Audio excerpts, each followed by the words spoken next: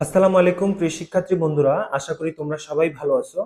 আজকের ক্লাসে আমরা আলোচনা করব কিভাবে ক্যালকুলেটরের সাহায্যে সংখ্যা পদ্ধতি রূপান্তর করা যায়। তো এই জন্য আমরা নিয়ে নিলাম 100 ms এর একটা ক্যালকুলেটর। এখন এখানে আমরা যেহেতু সংখ্যা পদ্ধতি রূপান্তর করব, তো এই জন্য ক্যালকুলেটর কি মোড চেঞ্জ করব। দেখো MODE মোড, এই মোড তুমি দুইবার চাপ দিবা। দুইবার চাপ দিলে এখানে বেজ আসবে, বেজ 3। তাহলে এখানে তুমি এখন কি করবা, 3 তে চাপবা। তাহলে যদি 3 তে চাপো, তাহলে তোমার দেখো পাশে ডি আছে, তার মানে তোমার ক্যালকুলেটরটা এখন ডেসিমাল মোডে আছে।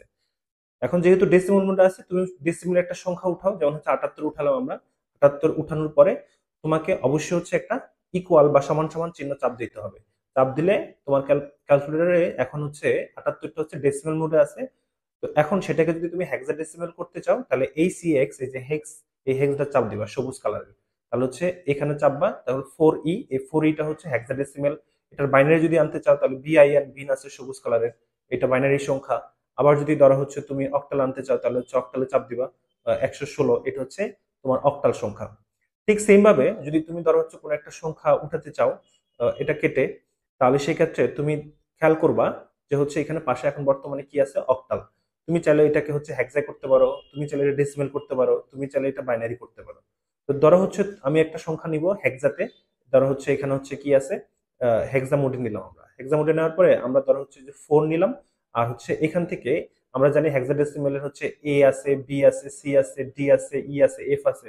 তাহলে ধরো আমরা এখান থেকে একটা সি চাপ দিলাম, দিয়ে এবার সমান সমান দিতে হবে। এখন সমান সমান দেওয়ার পরে তুমি যদি এটাকে ডেসিমেল নিতে চাও, তাহলে এই যে ডেসিমেলে চাপ দিতে হবে। তুমি যদি এটাকে অক্টাল নিতে চাও, তাহলে অক্টাল চাপ দিতে হবে। তুমি যদি এটা বাইনারি নিতে চাও, তাহলে বাইনারি চাপ দিতে হবে। এটা নিলাম।